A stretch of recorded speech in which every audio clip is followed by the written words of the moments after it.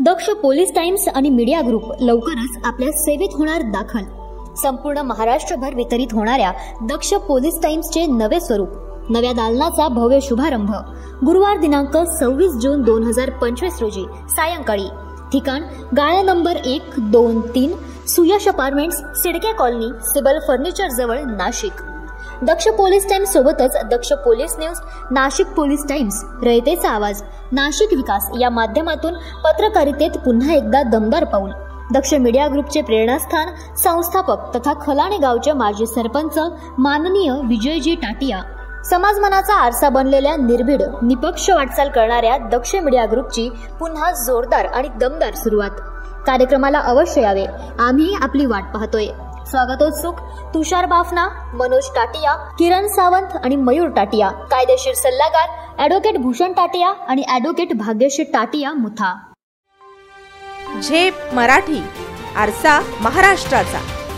महापालिका आवारात शबरी घरकुल योजनेचा लाभ मिळावा। जिल्हाधिकारी कार्यालयासमोर घोषणाबाजी आंदोलन। कागदपत्रांची पूर्तता करूनही अधिकाऱ्यांचे दुर्लक्ष। शबरी घरकुल योजनेचा लाभ मिळावा या मागणीसाठी आदिवासी बांधव आणि राष्ट्रवादी काँग्रेसच्या आदिवासी आघाडीने आज 23 जून रोजी धुळे जिल्हाधिकारी कार्यालयाच्या आवारात जोरदार घोषणाबाजी करत तीव्र आंदोलन केले। धुळे शहरातील काही आदिवासी लाभार्थ्यांनी शबरी आवास योजनेसाठी महानगरपालिकेकडे आवश्यक अर्ज व प्रस्ताव सादर केला होता। महानगरपालिकेतील बांधकाम विभागाने या प्रस्तावाची फाईल पुढील कार्यवाहीसाठी आदिवासी प्रकल्प विभागाकडे वर्ग केली।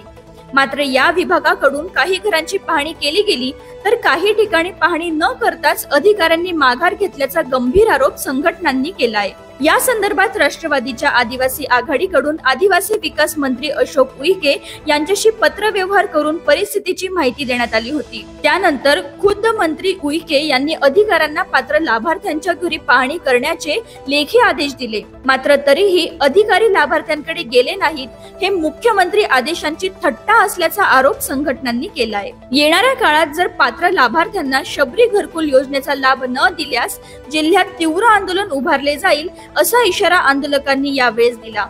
आता आदिवासी विकास मंत्रालय आणि स्थानिक प्रशासन यांचा पुढील पावित्र्य काय असतो याकडे साऱ्यांचे लक्ष लागले आहे। अशाच वेगळ्या आणि ताज्या बातम्यांसाठी पाहत रहा झेप मराठी, आरसा महाराष्ट्राचा।